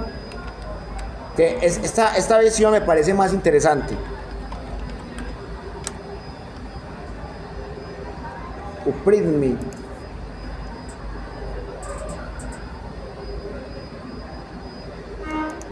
A ver, donde esté hablando el constitucionalista. Voy a mirar si sí. Listo, ahora sí escuchemos. Como magistrado auxiliar de la Corte Constitucional ha hecho muy importantes aportes al desarrollo de la Carta Política. La más reciente columna del profesor Upridmi en El Espectador se titula Los falsos positivos, la JEP y Uribe. Allí dice que los casos de falsos positivos en Colombia, que fueron más de 6.400, duplicaron los asesinatos y desapariciones cometidos durante los 17 años de la dictadura de Augusto Pinochet en Chile. La respuesta del expresidente Uribe hasta ahora ha sido que fue engañado. Frente a esto, la columna del doctor Upridmi plantea la posible responsabilidad de mando del señor expresidente Uribe porque cumple con los 3 requisitos para que así sea declarado por el derecho internacional. Primero, que Álvaro Uribe tenía mando efectivo sobre la fuerza pública. Segundo, que tenía información disponible sobre la ocurrencia de estos crímenes. Y sobre esto existen constancias acerca de los reportes de la Alta Comisionada de Naciones Unidas para los Derechos Humanos, que desde el 2004 había hablado de ejecuciones extrajudiciales por parte de militares durante el gobierno Uribe. Y tercero, por no tomar medidas para evitar esos crímenes. Las primeras decisiones del entonces presidente de la República fueron tomadas en 2008, cuando llamó a calificar servicios a 11 generales y 3 coroneles. El profesor Rodrigo Prime dijo en su columna que aunque se concluyera que no existe responsabilidad penal del entonces mandatario, es evidente su responsabilidad moral y política. La respuesta del expresidente llegó de diversas maneras. Una fue un trino en donde acusa al doctor Prime de ser abogado de Juan Manuel Santos, el expresidente, abogado de las FARC y abogado y además contratista de la Comisión de la Verdad. Miren, Uprimi da 3 argumentos contundentes de por qué él sí tuvo que ver con los falsos positivos. Y el tipo lo ataca como persona y dice que es un abogado de las FARC. O sea que le hace un intento de falso positivo judicial. Así es como se defiende esta serpiente. El abogado del doctor Uribe, el doctor Jaime Granados, le escribió un comunicado respondiendo el planteamiento de Uprimi, no propiamente en lo que él decía, sino descalificándolo, llamándolo columnista contratista. Por eso, a esta hora le decimos buenas noches al doctor Rodrigo Uprimi y quiero empezar por preguntarle, ¿quién y cómo debe establecer si existe una responsabilidad penal real del expresidente Álvaro Uribe en los falsos positivos, doctor Uprimi? Está cerrado el micrófono, señor. Ya estamos oyendo. Sí, buenas noches, gracias por la invitación. A nivel interno, la responsabilidad penal eventual del expresidente Uribe por los falsos positivos requiere que haya primero lo que se llama un antejuicio en el Congreso, porque él tiene fuero. Y ese fuero implica que primero el Congreso autorice su investigación judicial penal por estos crímenes y en ese caso el expediente pasaría a la Corte Suprema de Justicia. La JEP no tiene competencia para investigar al expresidente Uribe porque en el acuerdo de paz se estableció que se iban a respetar los fueros presidenciales. Y a nivel internacional podría eventualmente la Corte Penal Internacional, si concluye que hay evidencia de que el expresidente Uribe está involucrado en crímenes, competencia de esa Corte, como serían los falsos positivos, que son ejecuciones extrajudiciales, y se considera que tiene responsabilidad y que no ha sido investigado a nivel interno, ya sea porque no hay voluntad de investigarlo o por cualquier obstáculo para su investigación, eventualmente la Corte Penal podría investigar. Yo creo que ambas hipótesis a nivel práctico no son probables, pero eso no excluye que haya una discusión sobre la responsabilidad jurídica eventual del expresidente Uribe por los falsos positivos. Sí, señor, pues digamos, en Colombia estamos acostumbrados a que la posibilidad de que haya un antejuicio exitoso en el Congreso es mínima. Tal vez en los tiempos recientes lo único que se recuerda es lo del exmagistrado de la Corte Constitucional Jorge Pretel. De resto es casi nula la actuación porque hay un gran escollo al comienzo, que es la Comisión de Investigación y Acusación, que tapa todo, en donde rara vez progresa algún proceso. Exacto, sí, por eso yo en algunos artículos he propuesto que se podría hacer una reforma legal simple que ayudaría a que haya menos impunidad en esos casos. La reforma legal simple que yo propongo es que, como la Comisión de Acusaciones no tiene rango constitucional sino legal, está en el Congreso, por una reforma legal del reglamento del Congreso se estableciera que en vez de una comisión de acusaciones como la que hay, hubiera como una especie de comisión jurídica integrada por juristas independientes y que ésta se encargue de, en esos casos en donde hay suficiente evidencia, de sustentar el caso y ahí presentarlo a la plenaria de la Cámara de Representantes. Eso permitiría un poco, yo creo, avanzar para que esos casos no queden en la impunidad. No lo resuelve todo, pero yo creo que sería un avance. Ok, doctor Uprimni, el expresidente Uribe ha puesto un trino en donde dice que usted ha sido abogado del expresidente Juan Manuel Santos y de las FARC. ¿Es eso cierto? No, ninguna de las dos afirmaciones del expresidente Uribe es cierta. Yo no he sido nunca abogado de las FARC, ni he sido nunca abogado del expresidente Santos. Por eso, digamos, le planteé que debía rectificar por esos hechos falsos que buscan desviar la atención del análisis que yo. ¿Quieres aprender Excel? No quiero aprender. Quiero aprender a hacer falsos positivos. ¿Cómo le parece pues que inventó que era abogado de Santos y abogado de las FARC?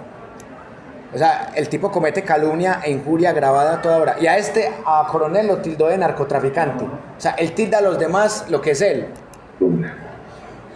Además, el doctor Jaime Granados publicó este comunicado del que hablábamos hace un momento, en donde dice que usted ha tenido contratos con el Estado y que eso le impide manifestarse sobre ese tema. ¿Cuáles son esos contratos que usted, o de justicia, el Centro de Estudios del cual usted es investigador, han tenido?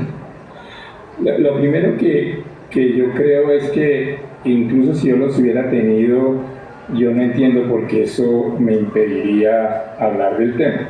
Es decir, me suena que eso es... Eso se llama la lógica falacia de falsa causalidad. O sea, que porque uno tiene un contrato con el Estado o incluso con un gobierno, que uno no podría opinar sobre un crimen de lesa humanidad. O sea, ¿qué clase de estupidez es esta, por favor? Como supongamos que yo tuve un contrato con la Comisión de la Verdad, que es lo que sugiere en su comunicado.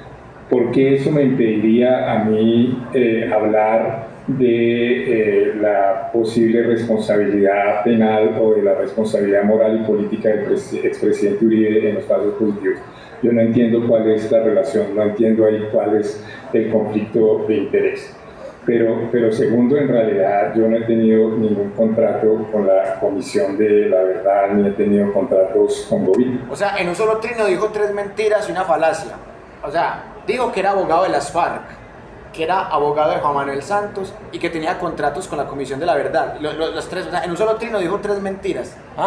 Se llama como mitomanía. Gobiernos de justicia sí ha tenido, no, tampoco ha tenido contratos ni con la JEP, ni con gobierno. Bueno, y si tuviera un contrato con el gobierno o con el Estado, igual eso no le impediría por opinar sobre este tema. No. Colombianos, ni con la Comisión de la Verdad. Esa es la inteligencia del líder. O sea, si así es de inteligente el líder, ¿cómo serán los seguidores del líder? De justicia sí ha recibido, como muchas otras organizaciones de la sociedad civil, financiación de entidades internacionales como Porticus para apoyar la labor de la Comisión de la Verdad, y participó en algunas labores de apoyo de la Comisión de la Verdad. Yo por mi parte hice parte del Consejo Asesor de la Comisión de la Verdad, que estaba integrado era muy plural, estaba integrado por 11-12 personas, entre las cuales 2 exministras de Álvaro Uribe, el ministro Campo también estaba, etcétera, el profesor John Polera. Soy muy orgulloso de haber hecho parte de ese consejo asesor, pero eso era una labor ad honorem. Yo nunca he ocultado eso, nunca lo he señalado, pero no tenía por qué indicarlo en la columna, porque no creo que eso me genere ningún conflicto de interés que debiera ser revelado al escribir la columna. Realmente no he entendido el argumento del abogado Granados. Bueno, yo tampoco lo he entendido, porque cuando Granados dijo que hay una anfibología, y la anfibología la estaba creando era él. Doctor Granados también dice que usted le hace unos señalamientos al expresidente Uribe, pero que no dice nada sobre la responsabilidad del también expresidente Juan Manuel Santos, quien ocupó el Ministerio de Defensa cuando se ejecutaron muchos de estos crímenes. Bueno, pero ¿saben qué? Ahí Granados tiene razón, porque el hecho que Uribe sea culpable no quiere decir que Santos sea inocente. O sea, los dos son culpables. Y por fin Granados dijo algo coherente. ¿Eso es verdad? Ajá. Sí, eso es verdad, que yo en esta columna no analizo la eventual responsabilidad del expresidente Santos y no lo hago por esta razón. Esta columna mía afirma que podría el expresidente Uribe tener una responsabilidad jurídica por responsabilidad del mando y que tiene claramente una responsabilidad moral y política que no ha reconocido. Pero recuerden que la moral y la política es una macula, hablar de las Priella. O sea, que la ética no importa. Manifiesta, Abelardo de la Priella de forma así, sí. No manifiesta, tiene derecho. La ética es una macula, es una mancha, es un lunar. Él se equivoca de cabo a rabo. En cualquier instancia de la vida social, la ética es la espina dorsal. También, ¿qué puede esperar de Abelardo de la Priella, Wilmer? No, es que un tipo que depende de la mafia para poder vivir. De pronto verlo como teibolera o corista en una agrupación de vallenatos. Y en eso se diferencia el expresidente Santos, quien, como usted recuerda, participó en una audiencia de la Comisión de la Verdad con el presidente de la Comisión de la Verdad, el padre de Ru, y en esa audiencia el expresidente Santos pidió perdón por los falsos positivos y especialmente pidió perdón porque dijo que habían reaccionado tardíamente y que eso le mortificaba, con lo cual asumió una cierta responsabilidad moral y política. O sea que el Chucky Santos por lo menos asumió responsabilidad moral y política, el otro nada. El expresidente Santos llevaba en ese momento que se tomaron las decisiones duras en relación con los falsos positivos en octubre o noviembre de 2008. Llevaba 2 años como ministro de Defensa, un poco menos, mientras que el expresidente Uribe llevaba 6 años en el gobierno y sin embargo se ha negado a asumir cualquier responsabilidad, siquiera moral o política, por los falsos positivos y se ha dedicado a cuestionar a la JEP, a cuestionar a los militares que han decidido aportar a la verdad de estos atroces hechos y estigmatizar nuevamente a las víctimas. Entonces, por eso es que yo creo que en este momento el debate sobre la responsabilidad del expresidente Uribe. Sí, ha sido una tendencia permanente del señor expresidente Uribe la criminalización de quien lo critica. O sea, los miembros de la JEP y de la Comisión de la Verdad están al servicio de las FARC. Quien diga que él debe asumir una responsabilidad política o penal por los falsos positivos está haciendo un favor a las FARC o a Juan Manuel Santos en el mejor de los casos. Lo cierto es que estos casos de falsos positivos no fueron un caso aislado. Buena parte de los 6.402 asesinatos fueron cometidos al amparo de una directiva del Ministerio de Defensa que fue revelada en su momento por el periodista Félix de la W. El firmante de esa directiva fue el ministro de Defensa Camilo Ospina, miembro del gobierno del entonces presidente Álvaro Uribe. Bueno, les tengo una buena noticia. Ya encontré la parte exacta en donde está lo que dice el piloto de la mafia, Jorge Mauricio Herrera Bernal, sobre los falsos positivos, el clan del Golfo, el clan Cifuentes Villa, Álvaro Uribe Vélez. Lo encontré. Lo bueno es que aquí está separadito por capítulos, entonces entonces es fácil encontrarlo. Pasa que como son tantos videos, no era nada fácil. Por acá ya se los voy a poner. Aquí está dicho entre reunión de Velázquez, el Coco Sierra, Zamora, el Polvito Blanco, ejecuciones extrajudiciales. Está del minuto 4:31, listo. A partir de las 4:31, listo. Aquí ya lo voy a poner el 4:31. Aquí está. Listo. Escuchemos. Ya con eso terminamos la primera parte de la clase. Mire, vamos a hablar primero de los falsos positivos. Les voy a a fraccionar y les voy a contar algo y le digo a la gente, investíguelo en internet si me encuentran mentira. Los falsos positivos, la gente dice es que los coroneles, es que los generales lo hicieron porque querían cumplir órdenes y porque estaban muy presionados los llevó a hacer falsos positivos para darle gusto a Uribe. Falso y mentira, porque la orden de los falsos positivos no tiene la dirección que la gente está diciendo. La gente está diciendo que Uribe le dijo a los generales que matara a esas personas. Eso no se maneja así. Les voy a explicar cómo se manejaban los falsos positivos. Por medio del narcotráfico, de la unión de la política y el narcotráfico. Uribe no es bruto. Uribe no va a ir a decirle, general tal, vaya mate todos esos manes y... O sea, no es bruto, pero sí dice 3 mentiras en un solo trino. De la coronel que los mate. No, ahí no está el empalme, ahí no está el secreto. Le voy a decir cómo se manejaron los falsos positivos y también voy a ser muy claro porque es un tema muy delicado. Jamás me metí en eso. Si yo escuché conversaciones es porque yo estaba ahí planificando vuelos del narcotráfico o traídas de plata por los cuales me declaré ya culpable. No tengo que ver absolutamente nada con matada de inocentes porque jamás he estado involucrado en eso y no me interesa ni siquiera la muerte de enemigos míos, ni enemigos, ni los que me han robado, nada. No, el dueño de la vida y la muerte para mí es Dios. Estando sentado escuchando conversaciones sobre el narcotráfico, fui testigo de conversaciones entre Álvaro Uribe Vélez y Pacho Cifuentes. ¿Cómo se...? Oiga, fui testigo de conversaciones entre Álvaro Uribe y Pacho Cifuentes, el narcotraficante. O sea, este tipo sí fue testigo. El otro Gilberto no fue testigo de nada. Es yo creo, o jugaban mamacita en el ejército, yo creo. Esa es la diferencia. Expresaban las órdenes. Y ojo, que este señor me mandó a mí como 50 papeles que lo acreditaban como informante y colaborador de la DEA. O sea, cualquiera puede decir, ay no, es que yo soy informante de la DEA. Este señor me lo demostró con papeles, o sea, no tiene ningún huevón. Para que le llegaran a los comandantes del ejército de que mataran a esos muchachos. No era general vaya mátelo, no, así no era.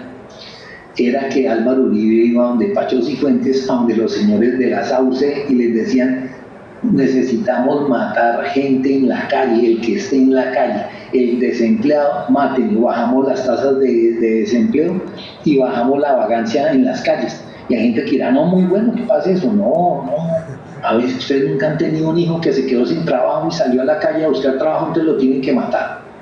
No, fue una atrocidad, fue lo mismo que le hicieron a los judíos en Alemania, exactamente lo mismo. Salieron a matar para mostrar resultados, pero las órdenes no se dieron así. Y le voy a mostrar en cosas que yo sé que usted puede averiguar. El señor Francisco Cifuentes Villa era dueño de una empresa de aviación que se llama Selva Limitada. Búsquela en internet y la relación con los Cifuentes Villa y la va a encontrar. ¿Cómo se hacían los falsos positivos? Si usted busca el señor Otoniel y Francisco Cifuentes Villa, ahí va a encontrar una relación porque ellos mataron toda esa gente en Mapelipán y los transportaron en esa compañía que se llama Selva. Y mataron un poco de guerrilleros, pero también mataron gente inocente, no les importó esa toma. Una toma que debían haber un poco de personas presas y se compró la fiscalía para que todo eso también se calmara. Entonces ya ve cómo es que se dan las órdenes. Las órdenes se las daba Álvaro Uribe Vélez a su pariente Francisco Cifuentes Villa, que era el cuñado del hermano de Álvaro Uribe Vélez. Y le decían, ustedes van a hacer una reunión con Otoniel y van a usar van a meter gente ahí de la Sauce, van en los aviones y van y matan a toda esa gente y regresan.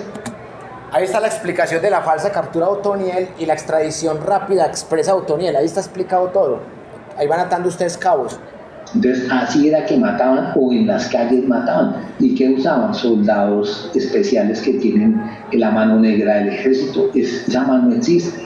Y les voy a demostrar dónde está esa mano negra del ejército. Ustedes no se han preguntado por qué unos colombianos fueron a Haití a matar al presidente de Haití. ¿Quién dio esa orden? ¿Por qué está relacionado un pariente de esos soldados con el secretario de seguridad de la Casa de Nariño del presidente Duque. Volvemos a lo mismo, está metido el gobierno americano. Esa mano negra que fue allá con esos tipos es la misma mano negra que usaron para los falsos positivos. Le estoy diciendo y señalando que esto debería estar en la JEP. Se utilizaba esa empresa Selva. Ahí iban y mataban. Busque Matanza en Malpiripán y empresa aérea Selva, y ahí vas a encontrar una relación. Por favor, escríbelo y estúdialo para una nueva ocasión, un nuevo debate. ¿Cómo se manejaba esto? Era con tan complicidad del gobierno americano que usaban estos aviones para matar gente y ya llevaban a la gente de Otoniel para hacerlo. Otoniel en una entrevista lo aceptó, que él había estado en la matanza de Malpiripán y que lo habían llevado en unos aviones a órdenes del señor Francisco Cifuentes. Todas esas órdenes vinieron desde que era Álvaro Uribe gobernador de Antioquia, después de que pasó a presidente. Y le voy a decir otra peor. Selva tenía procesos abiertos por esas matanzas en Malpiripán, y usted puede encontrar en internet los contratos que tenía la embajada americana con la empresa Selva para transportar soldados a nombre del gobierno americano, y esos vuelos los pagaba la embajada americana. Le pregunto yo, ¿la embajada americana no tiene inteligencia para saber que esa empresa Selva era de Pacho Cifuentes Villa? Le pregunto yo, el gerente de esa compañía Selva era el señor Carlos Gaona, con orden de extradición, que de forma extraña, nunca esa extradición fue generada. Busquen Carlos Gaona y empresa Selva y contratos con la embajada americana y los van a encontrar, pero hagan la tarea, no hagan esa tarea de colocar en los comentarios, es un mentiroso. No, demuéstrenmelo con hechos. Profesor, lo invito a buscar empresa Selva de Aviación, relación con Carlos Gaona, relación con Francisco Cifuentes Villa y relación con paramilitarismo. Así era que le daban la vuelta a los falsos positivos por orden de Otoniel. Esa era la mano. Y los narcotraficantes eran los encargados de impulsar estas muertes con los generales. Ahí hay complicidad de los generales y el narcotráfico. ¿Acaso esa complicidad no está vista en todos los noticieros? Así se hicieron los falsos positivos, no porque yo haya estado involucrado o porque yo haya volado un avión de esos, porque nunca acepté esa clase de vuelos. Jamás los acepté. No me pueden probar un solo vuelo porque no los hice. Pero sí los vi, sé qué pilotos efectuaron estos vuelos. Sé que pilotos fueron a la cárcel para tapar estos vuelos y después los sacaron. Y son hombres ultramillonarios ahorita con empresas de aviación cuando no tenían un peso. ¿Quién quiere investigar? Nadie. ¿Por qué? Las órdenes vienen desde Estados Unidos. ¿Por qué? Estados Unidos perdió el comercio mundial, perdió la economía de las mejores fábricas de carros que habían, que fueron Ford y Chevrolet, ya no lo son. Hoy en día la Boeing está a punto de quebrar y de cerrarse porque construyeron mal sus aviones y todos sus aviones están teniendo problemas. Estamos ante un narcoestado y una política de corrupción inmensa en el gobierno de Estados Unidos. Y no me pueden decir mentiroso. ¿Por qué? Al presidente Trump lo declararon culpable por agresión sexual. Lo estaban culpando de violación y lo dejaron culpable de agresión sexual, pero como es presidente no fue a la cárcel. Ahorita lo acaban de declarar culpable por 35 cargos. Él dice que es político. No, señor, eso se hizo bajo jurado y ese jurado es de la calle, puesto al azar, no son políticos, y lo declararon culpable. Y el 11 yo sé que él va a apelar y lo van a declarar culpable nuevamente y lo van a ver que va a ser el presidente de los Estados Unidos. Entonces, si están subiendo a un presidente de los Estados Unidos con todo ese tipo de corrupción, si se está manejando ese tipo de corrupción desde presidencia, ¿qué se puede esperar ahí para abajo? Nada. ¿Quién es el presidente Biden? Un hijo que se robó millones de dólares de Ucrania, está aprobado, lo llevaron a la corte y lo único que le hicieron es que él no era dueño de sus actos porque él es alcohólico y drogadicto Entonces lo declararon culpable y que tiene que ir un año a una casa de recuperación y sanidad para que deje las drogas y que por eso se le perdonan todos los delitos. O sea que estamos viendo corrupción desde la presidencia de los Estados Unidos. Si hay corrupción en los dos candidatos presidenciales, ¿qué podemos esperar del gobierno americano? Nada. Hay corrupción en Colombia, hay corrupción en la fiscalía, ya se sabe que el fiscal protegía a gente del cartel del Golfo, ya se sabe que Duque está metido en 1000 casos de corrupción con la mamá, y le pregunto, ¿dónde están viviendo los grandes capos del narcotráfico y los narcopolíticos? Todos viven en Estados Unidos, y Estados Unidos no sabe que les están entrando delincuentes a toda hora. El problema viene de allá. No soy enemigo del gobierno americano, no soy enemigo de Colombia, pero soy partícipe y quiero ser integrante de una construcción de una nueva Colombia, de un nuevo mundo. Tal vez una esperanza boba porque todo está negro, pero realmente cambié mi vida, realmente quiero hacer algo por mi país, por eso estoy aquí sentado esta noche. Ahí tienen ustedes el testimonio del piloto que trabajaba para la mafia, Jorge Mauricio Herrera Bernal.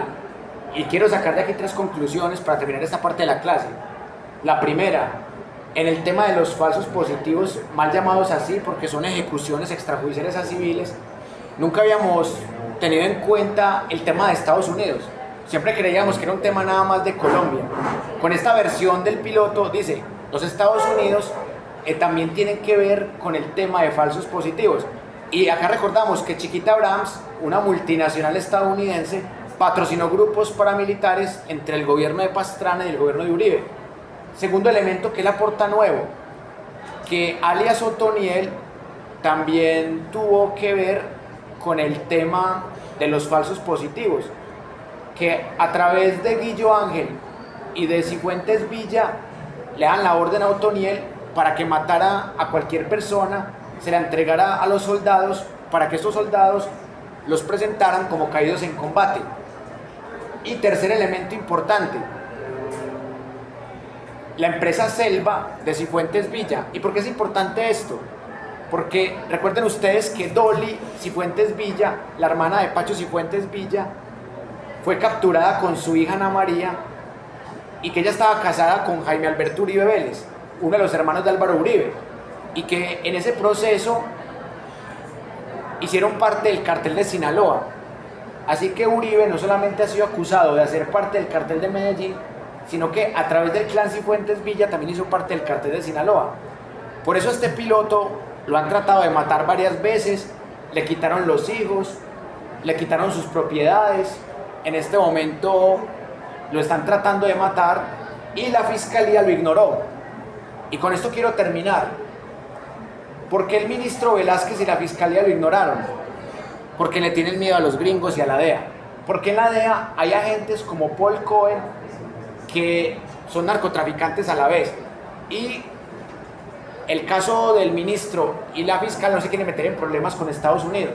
Básicamente por eso es que Uribe está libre. Porque Uribe ya debería estar condenado por crímenes de lesa humanidad, por narcotráfico, por paramilitarismo, por soborno. Uribe ya debería estar condenado de muchos delitos. Uribe tiene 269 procesos judiciales. ¿Y por qué Uribe está libre? Porque Uribe también es informante y colaborador de la DEA.